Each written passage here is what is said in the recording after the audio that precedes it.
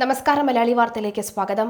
അറബിക്കടലിൽ ഇറാന്റെ drone വെടിവെച്ചിട്ട് American പടക്കപ്പലായ Abraham Lincoln നേരെ എത്തിയ ഡ്രോൺ വെടിവെച്ചിട്ടതെന്നാണ് വിശദീകരണം. അതേസമയം നിരീക്ഷണ ഡ്രോൺ നൽകിയ വിവരങ്ങൾ സുരക്ഷിതമെന്നാണ് ഇറാനെ ഉദ്ധരിച്ച മാധ്യമങ്ങൾ റിപ്പോർട്ട് ചെയ്യുന്നത്.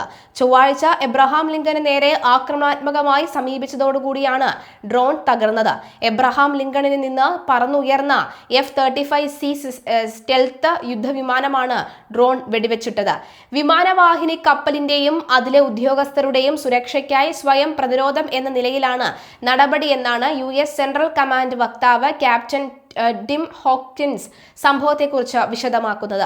ഡ്രോൺ അടുത്തു വരുമ്പോൾ കപ്പൽ ഇറാനിയൻ തീരത്ത് നിന്ന് ഏകദേശം 500 മൈൽ അകലെയായിരുന്നു. ഡ്രോൺ എന്തിനാണ് കപ്പലിനെ സമീപിച്ചത് എന്ന കാര്യത്തിൽ വ്യക്തത ഇല്ലെന്നും ക്യാപ്റ്റൻ ടിം ഹോക്കിൻസ് കൂട്ടിച്ചേർത്തു. ഈ സംഭവത്തിൽ അമേരിക്കൻ സൈനികർക്ക് ആർക്കും പരിക്കേൽക്കുകയോ ഉപകരണങ്ങൾക്ക് നാശനഷ്ടങ്ങൾ സംഭവിക്കുകയോ ചെയ്തിട്ടില്ല. അമേരിക്കയും ഇറാനും തമ്മിലുള്ള സംഘർഷം നിലനിൽക്കുന്ന സാഹചര്യത്തിൽ മേഖലയിൽ അമേരിക്ക സൈനിക സാന്നിധ്യം വർദ്ധിപ്പിക്കുന്നതിനിടെ ഈ സംഭവം ഉണ്ടായത്. ആണവ ചർച്ചയിൽ അമേരിക്കയുടെ ഭീഷണിക്ക് ഇറാൻ വഴങ്ങില്ലെന്ന നിലപാട് ഖമനേയുടെ മുഖ്യ ഉപദേഷ്ടാവാണ് വിശദമാക്കിയിരിക്കുന്നത്. ആണവ ചർച്ചയിൽ വിട്ടുവീഴ്ച ഇല്ലെന്നും സമ്പുഷ്ടീകരിച്ച യുറേനിയം ഇറാൻ വിട്ടു നൽകില്ലെന്നും അദ്ദേഹം വ്യക്തമാക്കി. എന്നാൽ ആണവ ചർച്ചകളിൽ നിന്ന് പിന്മാറുമെന്ന് അദ്ദേഹം പറഞ്ഞിട്ടില്ല.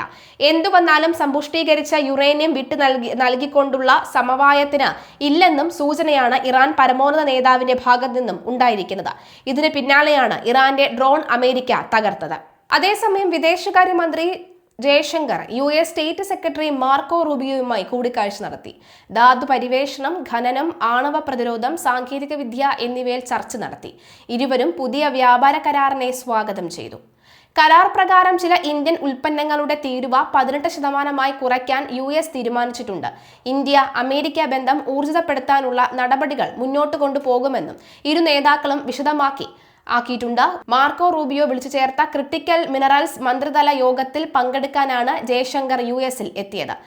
ക്രിട്ടിക്കൽ മിനറൽസ് യോഗത്തിൽ ഇന്ത്യയടക്കം 50 രാജ്യങ്ങൾ പങ്കെടുക്കും. ആവശ്യ ധാതു വിതരണ ശൃംഖലയുടെ പ്രതിരോധ ശേഷി, ശുദ്ധമായ ഊർജ പരിവർത്തനങ്ങൾ, നിർണായക ധാതുക്കളിലെ തന്ത്രപരമായ സഹകരണം എന്നിവയിൽ യോഗം ശ്രദ്ധ കേന്ദ്രീകരിക്കും.